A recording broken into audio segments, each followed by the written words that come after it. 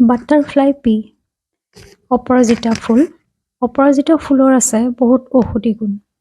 অপৰাজিতা ফুল ৩-৪ পাহমান ধুই পানীত ৫ মিনিটৰ কাৰণে সিজাই তাত দুটোপাল নেমু আৰু আধা চামুচ মৌ মিলাই একাপ চাহ খালে তেজত কলেষ্ট্ৰলৰ পৰিমাণ কম হোৱাৰ লগতে ডায়েবেটিছ ৰোগীৰ কাৰণেও ভাল।